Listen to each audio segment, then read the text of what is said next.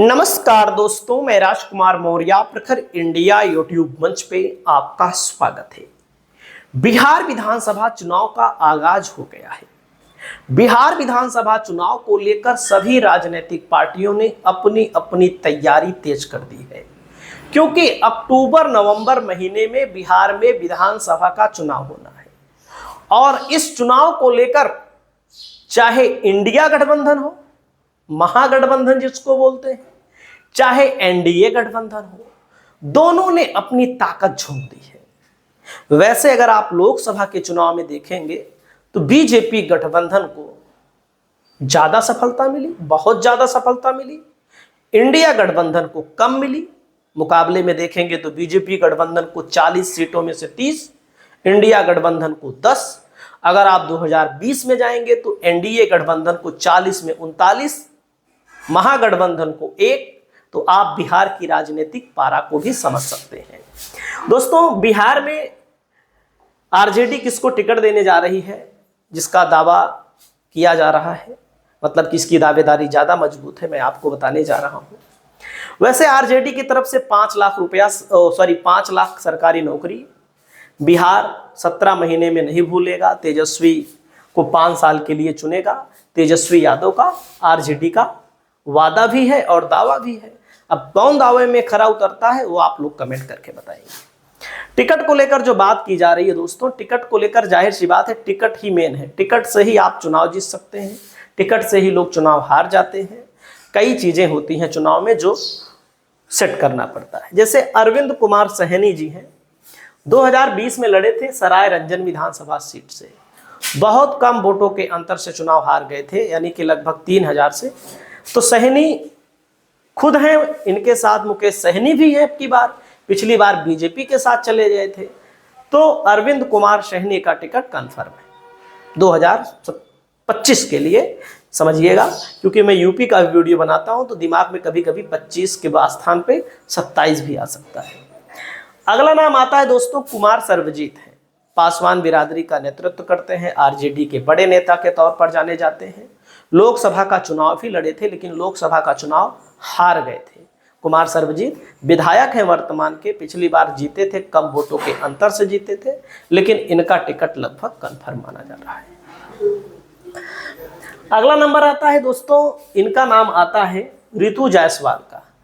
किस्मत ऐसी है कि मुखिया के तौर पर जानी जाती हैं। इनके पति भी अभी शायद मुखिया हैं और पूरे बिहार में इनके नाम की चर्चा है।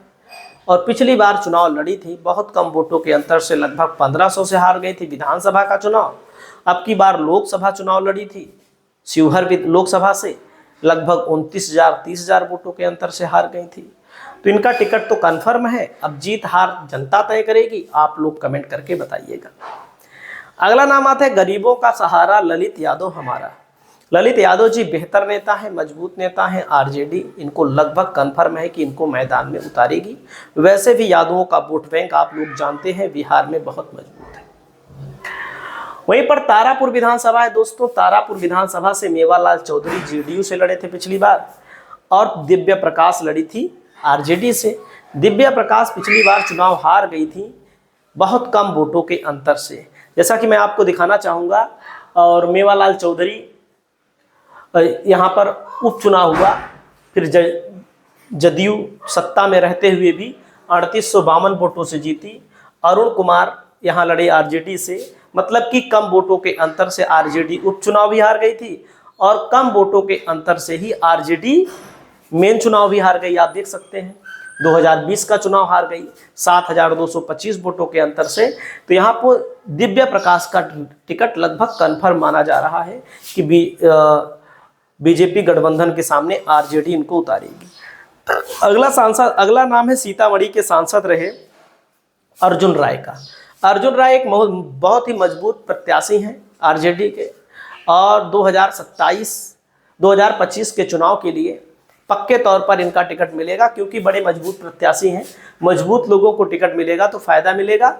और अगला नाम आता है सीमा कुशवाहा का। आपको अलग से मैं बताऊंगा कि कुशवाहा बिरादरी के कौन कौन से नेताओं को अलग अलग पार्टियों में कौन कौन टिकट दे सकता है।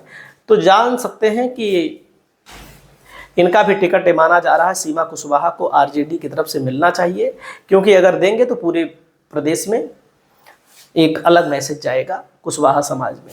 अगला नाम आता है बीमा भारती। आरजेडी की ऐसी नेता है जो लोकसभा का चुनाव आरजेडी के टिकट पर लड़ी। उसके पहले विधायक थी जेडीयू की, इन्होंने जेडीयू को छोड़ा, उपचुनाव हुआ, लगातार 2 बार चुनाव हार गई, लेकिन इसके पहले 4 बार विधायक भी रह चुकी हैं। तो रुपौली विधानसभा में उपचुनाव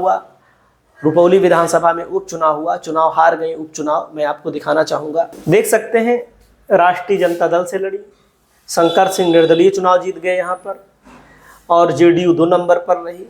तो आप समझ सकते हैं इनका टिकट माना जा रहा है, कन्फर्म ही है। इसके पहले विधायक रही हैं, 2020 में चुनाव जीता इन्होंने जेडीयू से 19,330 वोटों से। शंकर सिंह लोक जनशक्ति पार्टी से 2 नंबर पर थे, सीपीआई 3 नंबर पर थी। 2015 में भी बीमा भारती यहीं से चुनाव जीती थी। 2010 में भी बीमा भारती जेडीयू से यहाँ पर चुनाव जीती थी। 2005 में दूसरा कोई यहाँ पर जीता था, और 2000 में कौन जीता था। तो दोस्तों लगातार 3 बार जेडीयू की विधायक थी, और जेडीयू से इन्होंने इस्तीफा दे दिया। अब आरजेडी के साथ हैं। पप्पू यादव के खिलाफ पूर्णिया से लोकसभा का चुनाव लड़ी थी, 3रे नंबर की कैंडिडेट थी, बुरी तरह से चुनाव हार गई थी, लेकिन हारने के बाद पप्पू यादव ने इनके लिए प्रचार भी किया था। श्रवण कुमार राजद प्रत्याशी हैं विधान परिषद निकाय नवादा के। श्रवण कुमार कुशवाहा बिरादरी से आते हैं, इनका भी टिकट लगभग कन्फर्म है। इसलिए ये लोग चुनाव तो लड़े, प्रधानी के चुनाव के बाद कोई चुनाव नहीं जीते, लेकिन जहां जहां पर आरजेडी 3-3 लाख 2.5 लाख वोटों के अंतर से हार रही थी, वहां पर एक लोग 40,000, 50,000, 60,000 पर, 80,000 पर कोई आके अटक गया, लेकिन वोट बढ़ा। और वहीं पर लालू यादव की बेटी हैं रोहिणी आचार्य, लोकसभा का चुनाव लड़ी थी और चुनाव हार गई। राजीव प्रताप रूढ़ी के खिलाफ चुनाव लड़ी थी, 20,000 वोटों के अंतर से हार गई। मतलब कि हार तो गई, लेकिन जहां पर ये लोग हारे वहां पर 15,000, 20,000, 1 लाख के अंदर से हारे। कोई 50,000 से हारा, कोई 30,000 से हारा। उसके पहले वाले चुनाव में 4-4 लाख, 3-3 लाख से लोग चुनाव हारते थे। वहीं पर दोस्तों दीपक यादव हैं, आरजेडी के नेता हैं, बीजेपी छोड़कर आरजेडी में शामिल हुए थे।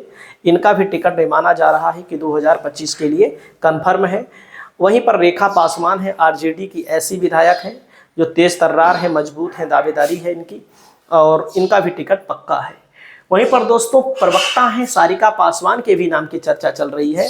आरजेडी की प्रवक्ता हैं, आरजेडी इनको 2025 के विधानसभा चुनाव में जेडीयू के खिलाफ उतार सकती है। अवध बिहारी चौधरी हैं, जो अभी कांग्रेस, आरजेडी, जेडीयू की सरकार चल रही थी, तो उसमें अध्यक्ष थे विधानसभा के अवध बिहारी चौधरी। लोकसभा का चुनाव लड़े थे सीवान से, चुनाव हार गए। लोकसभा का 3 नंबर पर थे, क्योंकि 2 नंबर पर साहबुद्दीन की पत्नी हिना साहब थी। तो इनका नाम है कि इनको टिकट लगभग कन्फर्म है। अगला नाम आता है पिंकी भारती, आरजेडी की प्रवक्ता हैं। इनका भी टिकट लगभग कन्फर्म माना जा रहा है। महिला उम्मीदवारों में इनको टिकट आरजेडी दे सकती है। वैशाली से मुन्ना शुक्ला चुनाव लड़े थे दोस्तों। मुन्ना शुक्ला का टिकट लगभग कन्फर्म माना जा रहा है। बहुत ही मजबूत दावेदार हैं, या इनके परिवार से मिल सकता है। और उसके बाद शाहपुर विधानसभा से दोस्तों राहुल तिवारी हैं, आरजेडी के मजबूत प्रत्याशी के तौर पर ये भी चुनाव लड़ेंगे। अगला नाम आता है अर्चना रविदास, जमुई से लोकसभा का चुनाव लड़ी थी। मैं आपको एक चीज़ दिखाना चाहूँगा, जमुई से लड़ी थी, हार गई थी, ये जाहिर सी बात है। जमुई लोकसभा, जमुई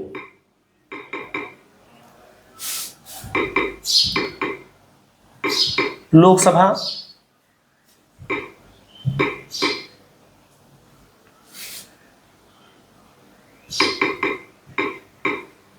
2024 देखिएगा, मैं आपको दिखाना चाहूँगा। ये लोग जमुई से पहले चिराग पासवान जी जीता करते थे। उसके पहले चिराग पासवान की पार्टी का यहाँ पर दबदबा माना जाता है। रविदास वोटर यहाँ पर अच्छे खासे हैं, या हो सकता है इनके पति को मिले, लेकिन देखो 1,12,000 वोटों से जीत गई। अर्चना रविदास 1,12,000 वोटों से हार गई।